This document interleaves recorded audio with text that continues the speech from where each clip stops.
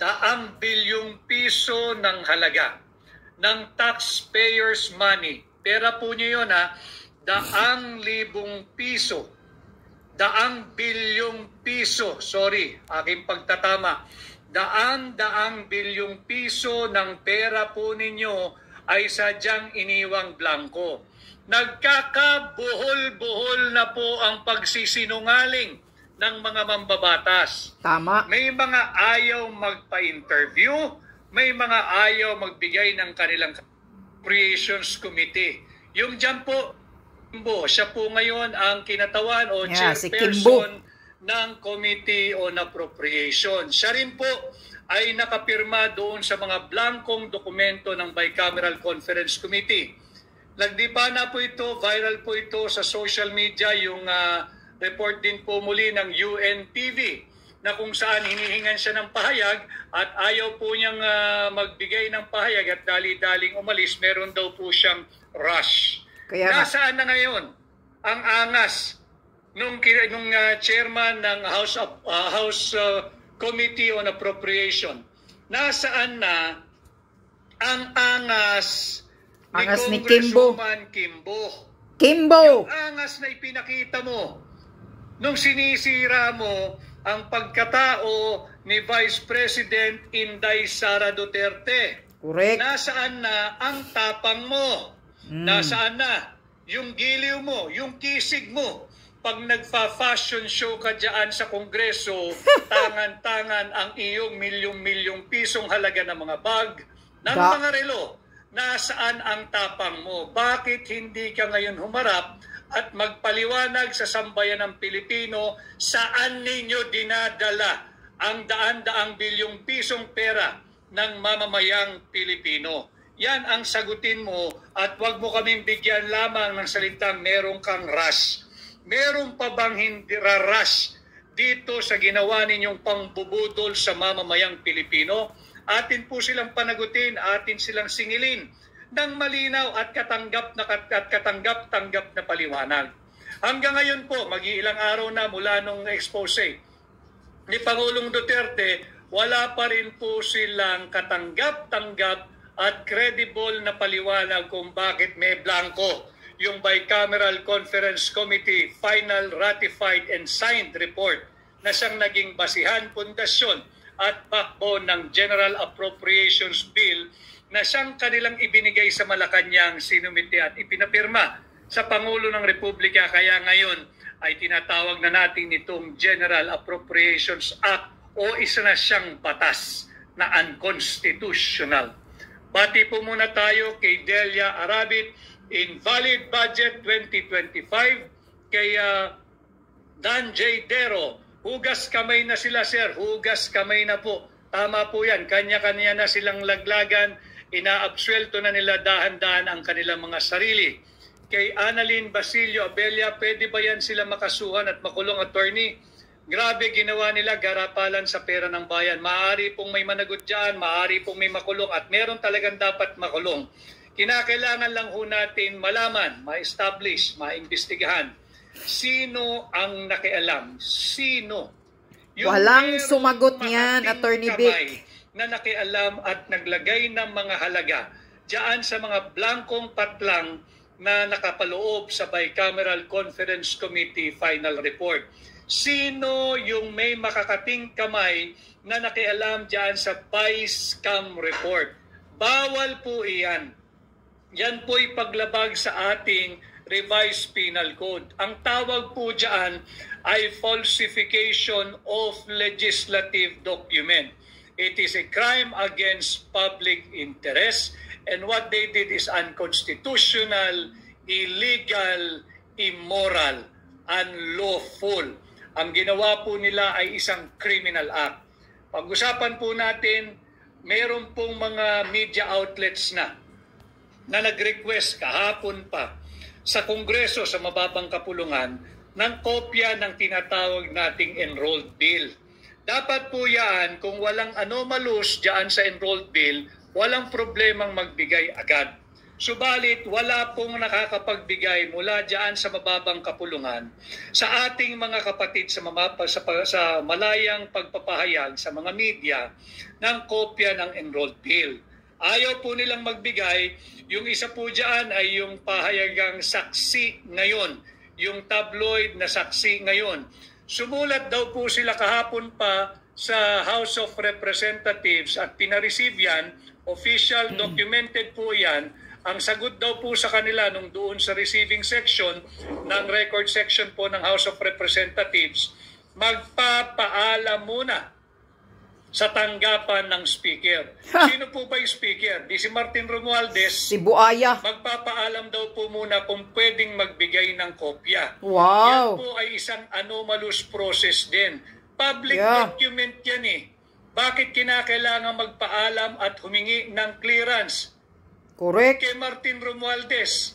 Hindi naman niya perang pribado yan. Pera po ng taong bayan yan. At yan ay public document. Kitang-kita dito na patuloy na nagkakaroon ng cover-up. Tinangka po ng Malacanang magpalusot. Ang problema, mali ho kasi yung pasok ng Malacanang. Agad-agad nagsabi na fake news. Agad-agad nagsabing malicious. Agad-agad nagsabing kriminal. Ito ngayon ang tugon namin sa inyo. Nakita nyo na siguro by now yung sinasabi naming kopya na blankong vice camp committee report, yung pirmado ng mga mambabata, Senado at mababang kapulungan. Pirmado nila yan, blanco-blanco. At hindi po pwedeng baliwalain ito, mga kababayan. Sapagkat 13 pages yung naipon po ni Congressman Sid Ungab. Tama po yan, si Congressman Sid Ungab po ang maisog na naglabas ng kopya ng Vice Cam report. Ito po ay kasama namin si Pangulong Duterte na maisog ding nagpahayag na ito ay bawal, ito'y illegal, ito'y unlawful, ito'y criminal, ito ay unconstitutional. Hindi po yung nagpapanggap na miyembro ng Makabayan Bloc na makabayan daw siya. Hindi po siya. Yan din dapat singilin ninyo. Bakit hindi siya nagsasalita nung hindi inilabas pa ni Pangulong Duterte? Correct. At sinasabi niya, siya mismo hindi raw niya nabasa. Ulitin ko sa iyo, Iho ha. Wala kang puso para sa bayan. Wala kang puso para sa Pilipino. Huwag kang magpanggap. Hindi ka makabayan. At bakit hindi mo ginagawa ang iyong trabaho bilang mambabatas? Hindi ba't marapat lamang lahat ng panukalang batas na dumadaan sa inyo, partikular sa iyo, ang ingay-ingay mo doon sa panawagang impeach Sara? Ito ang panawagan mo dapat ngayon. Impeach Marcos. Impeach Bongbong. Ito dapat ang dami nang sumisigaw ngayon ito. At yung mga magrarally dapat sa January 31 di umano nang isisigaw ay impeach Sara, nasaan na kayo ngayon? Bakit ang tatahimik ninyo? Kundinahin ninyo itong tahasan, lantaran at big time na pambubudol sa ating mga Pilipino. 6.32 trillion pesos na halaga ang binubudol sa atin. Wala pa rin kayong posisyon. Impeach Sara pa rin ang issue ninyo. Ano po ang inyong paninindigan dito sa isyong ito na pambubudol, pagnanakaw at unconstitutional 2025 budget? Basahin po muna natin itong si Tera Misuke. Dapat masample yan, mga kawatan na yan, attorney. Dapat maaksyonan na yan bago malugmok ng tuluyan ang bansang Pilipinas. Susmiyo, di biro yung ginawa nila. Hindi po talaga biro. Seryosong kaso po ito. This is a falsification of legislative document. Criminal po ang ginawa nila. Kay Colonel Afa Luna, isog dapat from Baliwag. Salamat po. Kay Rose Dror, wag natin tantanan itong budget na to. Hindi po tayo titigil hanggat hindi natin sila napapanagot. Barkadahan Forever FM. Good day po, our dear Senator Attorney Vic from Land Down Under. Please save our Philippines nating mahal. Hindi ko po kaya mag-isa ito. Magtulong-tulong po tayo. Salbahin po natin ang ating bansa, ang ating mga kababayan, ang kaawa-awang kabataang Pilipino mula sa mga tulisan na nariyan po sa Kongreso at nariyan po sa gobyerno. Correct, Ilabas mga po tulisan. nila ang kopya ng enrolled bill. Dahil dito natin makikita yung pagkakaiba-iba ng figures. Meron pong nag-request at ito po'y nasa social media na rin. Banggitin ko lang po yung Philippine Star online. Ang sabi po nila, nag-request daw po sila ng BICAM report at sinabi po sa kanila, meron pa raw yata revisions or changes na maaaring gawin. Bawal po yan. Another count, another round of falsification of legislative document. Hindi po pwedeng magkakaroon pa ng revision or changes diyan sa kopya ng BICAM report. Correct. Tapos na po iyan.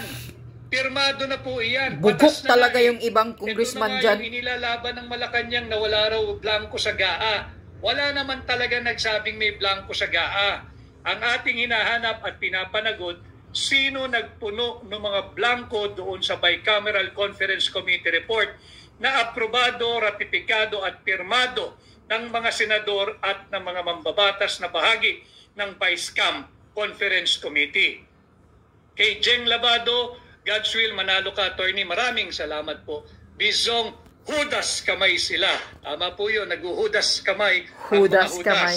Ash Bunay, all along, totoo talaga ang sinasabi ni VP Inday. Tama po yung sabi ni Vice President Inday Sara. Yes. Hindi po talaga marunong maging Pangulo at hindi alam ang gagawin. At kay Nene Derla, good afternoon, Attorney Vic. We will support and vote for you. Ikaw ang dapat maging number 1 senador. Marami pong salamat. At yun nga ho, hindi maaring ipagbaliwala ang 13 pages na nakita at nadiskubre ni Congressman Sid Ungab na nagpapakitang merong 28 po yung ipinakita po namin sa inyo, hindi pa po kasi tapos yun. There are 28 line items doon sa Bicameral Conference Committee na blanco. 28 na blanco po doon sa Bicameral Conference Committee report. Yan po, pag total po niyo yan, daang bilyong piso po ang hindi nila masagot. Humingi po ng kopya ang Philippine Star, base po sa kanilang online report, tinanggihan sila ng Kongreso ng mababang kapulungan na nabigyan ng kopya ng enrolled bill. Humingi rin po ang saksi ngayon na pahayagan ng kopya sa Kongreso, sumulat sila, official, may tatak na na-receive. Tinanggihan din po sila at magpapaalam pa raw sa opisina ni Martin Romualdez kung pwedeng magbigay. Ito ay malakihan at tahasang cover-up sapagkat meron pong mananagot dito. Meron pong dapat makulong dito.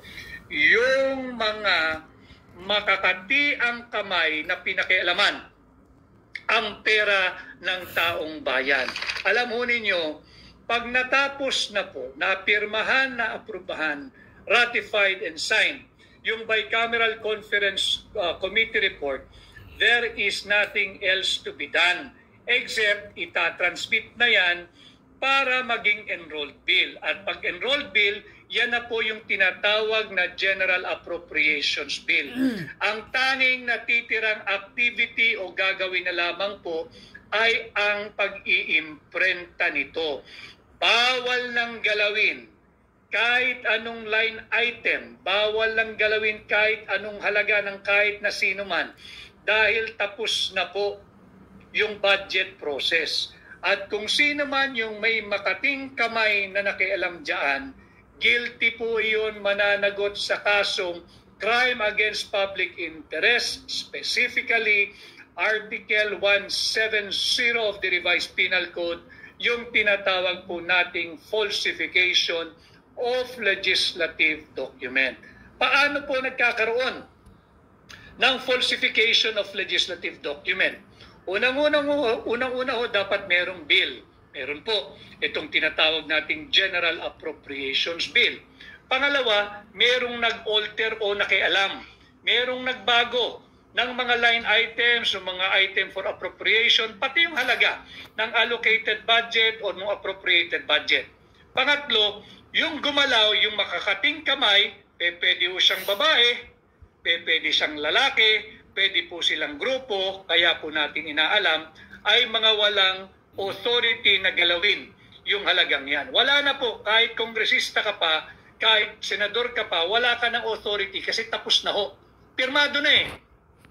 Pirmado na. Hindi po draft yun, kagaya ng unang palusot nung nagsabing draft yun. You do not sign a draft document. Draft nga eh. Pwede mo nga idiretso sa basurahan yan eh. Correct. Ito ay yung final kopya na ng Bicameral Conference Committee report. At pangapat na elemento dyan po sa falsification of legislative document, nagbago po yung kahulugan ng dokumento. Dito kitang-kita, nagbago. Nagbago ang halaga. Paano po nagbago? Mula sa malaking halagang daang bilyong piso, binabago po nila. Wala pong nakakaalam ngayon kung ano yung tunay na final na halaga. Kasi nga ho, may nakialam. May makating kamay na nakialam. Yun po ang ating inaalam. Saan ba ito ginalaw? Tapos na ho sa bicameral conference eh. Ginalaw ba ito ng Senado o ginalaw ito ng Kongreso, yung mababang kapulungan? Sa Kongreso daw eh, ang managot niyan, sabi pa ni Ping Lacson. Tatandaan ho ninyo, napakaraming larawang naglabasan, busy ang Executive Department, pinag-aaralan ang budget at hinahanap daw po nila yung mga necessary adjustment. That alone is an admission na nakikialam ang Executive Department sa bulilyasong panukalang batas for 2025 budget. Wala pong kapangyarihan ang Executive Department na kumpunuhin ang sablay, unconstitutional, illegal at immoral na panukalang budget. Ginalaw po nila yan. Tatandaan ninyo yung napakagaling na Presidential Communications Office. Pinakita ilang larawan yan. Busy ang Executive Department. Pinag-aaralan, remedyohan ang budget. Kaya itong pumutok na malaking balita, ito ba'y bahagi nung ginagawa ninyong pagre-remedyo? Kaya nga, ito ba yan ang yung sabi ni ginagawa Bangag. ninyong adjustment? Ito ba yung ginagawa ninyong pagre-retoke? Dapat sumagot din dito ang Presidential Communications Office. Mali yung payo mo, kaibigan. Hindi mo dapat pinabas yung larawang yan, lalong nabubuhol ang iyong principal. Kay Maria Gonzaga Dash 78. Okay. Okay. Hanggang dyan lang, iparinig ko. Yan, kompleto Ricardo, ang explanation ni Attorney Vic na illegal, unconstitutional, hijacker, makakating kamay, falsification, kung ano-ano pa. It's a criminal act. Ang ginagawa ng mga tulisan ng Kongreso. Yan. Yan ang magandang words talaga, Attorney Vic, tulisan na nasa Kongreso. Kasi mga tulisan naman talaga ito eh, tulisan ng, sa kaban ng bayan.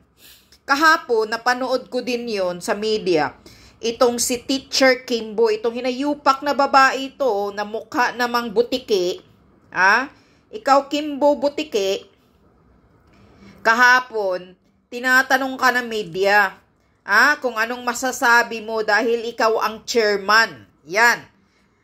Chairman ka, sabi pa nga ni Attorney Vic diyan sa Kongreso.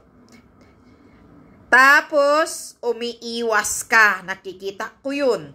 Umiiwas ka, bilis-bilis kang lumakad, ayaw mong sumagot dahil nagmamadali ka, nagra-rush ka. O bakit, Kimbo? Mahirap na bang sagutin? Mahirap na bang sagutin ang ginagawa ninyong kabalbalan sa budget, ang pag-hijack ninyo? Mahirap na bang makiharap ngayon sa media? Isa-isa na kayong nagtatago? Isa-isa na kayong tumatakbo? Umiiwas sa mga media? Kaya sabi ni Attorney Vic, nasaan yung angas mo? Noon, nang binabatikos mo si BP Sara Duterte, di ba? Nag-angas-angasan ka noon sa House of Representatives. Kimbo, putang ina kang babae, kang butiki ka. Nagmamayabang ka pa, ang kapal ng mukha mo, yung mga Hermes mong bag.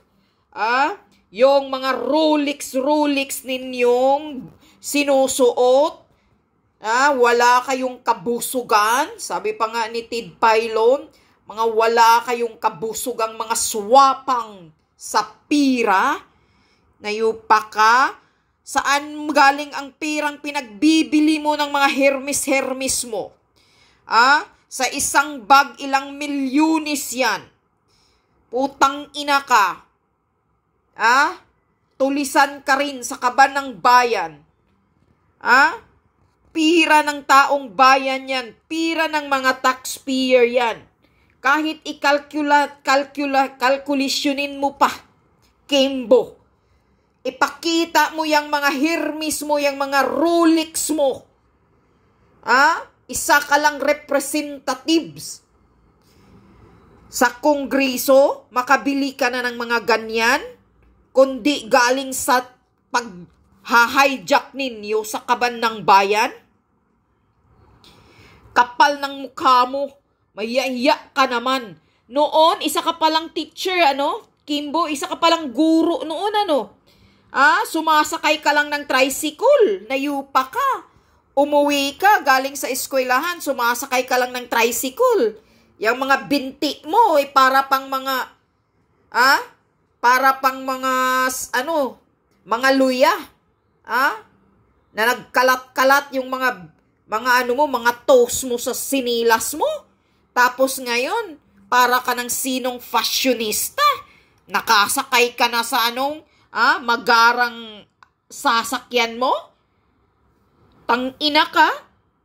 Representative? Alam mo mga taong bayan, kung talagang honest at matino itong mga kongresista natin, sa totoo lang, sa ilang taon nila, 3 taon nila dyan sa Kongres, hindi sila makabili ng ganyang mga luho nila.